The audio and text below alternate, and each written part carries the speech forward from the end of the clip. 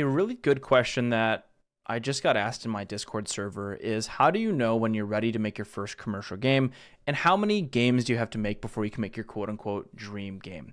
And I'm going to tackle that first question first, because I think calling your game a dream game is a bit of a trap and a bit of a toxic mindset to go into game development with. And it's really something that YouTube creators, myself included, have sometimes used as clickbait to get you to watch our devlogs of our content, and sometimes it can be successful. But I think from a developer perspective, calling your game your dream game puts a lot of pressure on it. And if you're calling it your dream game, odds are it might be a little bit too big for your first couple games. And instead, you could take small systems from that idea and then make games around those, and basically like building block your way up to the dream game by making a bunch of smaller games that are smaller scope, that are easier for you to execute to get to your dream game, because there's a lot of learning that's going to happen. So as you're learning, you're probably doing tutorials, you're maybe doing game jam games, and you're maybe slowly getting yourself to the point where you're like, okay, I think I'm ready to do this, but how do I actually know that I can make a game that people will pay for? My first game was Chess Survivors. I certainly didn't know people were going to actually buy this when it came out. At this point, it sold about 8,000 copies, I think, which ends up being about like $20,000. I thought 100 people maybe at best would buy this game, so you can imagine I'm still blown away by the level of success. But I didn't know that I was ready to make Chess Survivors. I didn't know that people were going to buy it. I didn't know really even how to go about doing it. Up until this point, I had been making, for about 2 years, I'd been making small game jam games.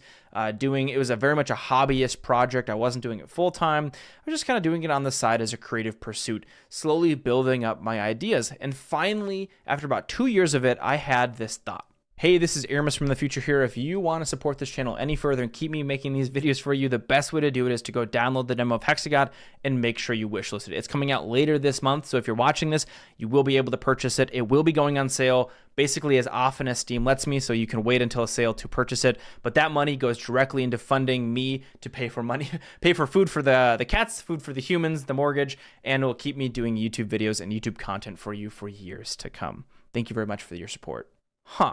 I think I could make Vampire Survivors. I watched it come out. I watched it have this immense amount of success. And up until that point, I'd seen indie games come out, and I was like, I don't even know how they make these games. I don't know how they do shader effects. I still don't know how shaders really work. But you would see stuff come out, and you just don't even know how people did it. It felt like magic. But this was the first game that came out, and I thought, I think I could make this game. And I was in the Ludum Dare 2022 spring game jam game, and I saw Shotgun King win. And I had the same thought, I don't know how they made this game in a weekend, but I think I could make this game given enough time. I also loved how they used chess in an interesting and different way. So I took those two sensations of, I think I could make Vampire Survivors, and I think I could make a Shotgun King type game with maybe some fun chess roguelike elements, and that was the beginning of my journey to make Chess Survivors.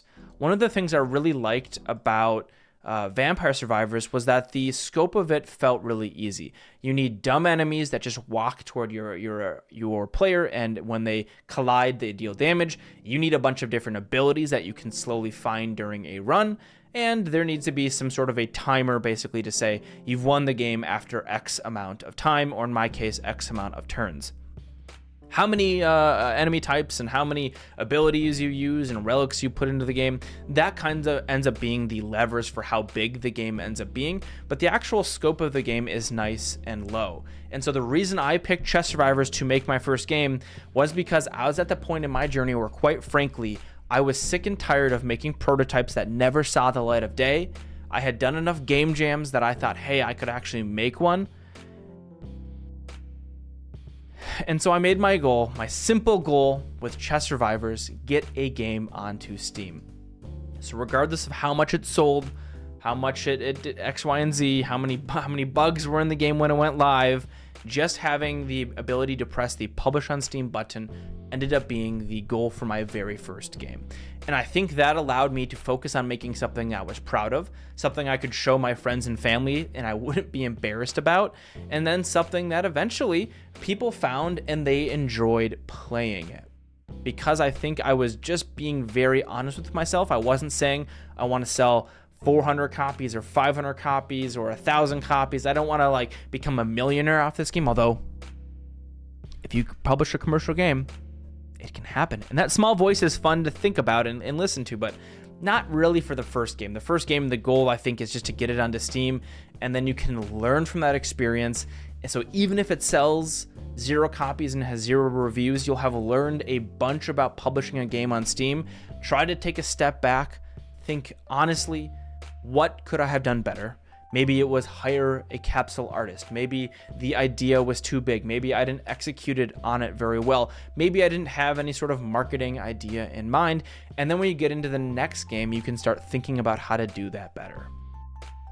So I would say, when do you finally make your first commercial game? When you have that thought of, I think I could make that game. I thought I could make Vampire Survivors. I thought I could make Shotgun King. And so I went about doing that. I wasn't too worried about trying to make a unique game that was going to be the first of its kind and win all those awards like Vampire Survivors. I was simply trying to make a game that was going to be unique to Aarimous, unique to me. And I think through that process, yeah, it's a little derivative of Vampire Survivors. It's a little derivative of chess, but it's a unique copy. I guarantee if you made Chess Survivors your own clone, you'd come up with something completely different than what I made, and you might find people who would enjoy it more than they enjoyed Chess Survivors. Game development is hard. There's a lot of learning to be done, and there's a lot of moments where you're going to feel really uncomfortable about doing something. You might feel uncomfortable about trying to charge people to play your game, but I think through that process, through listening to yourself, through having decent and reasonable goals for each project that are input driven, that are you're not looking for success, you're trying to learn something new or have a milestone like getting a game onto Steam.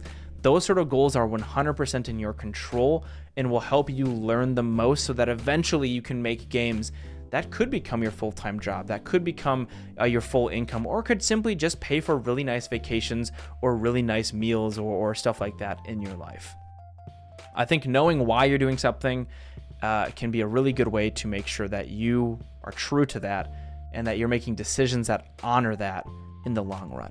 Leave a comment down below if you have any questions, or I'll be in the Discord as well. All those links are down in the description. Make sure you go check out Hexagod. It is a really fun game. I can't wait to get it live later this month and then start working on game number 3. Game development is hard. Stick with it in the long run. You'll be blown away by how much you've learned. I certainly am at this point in my game development journey, and I know that's only going to continue as I keep learning and keep growing more and more and more. I've been Aarimous. Thank you so much. Thank you so much for watching. I'll see you next time. Bye-bye.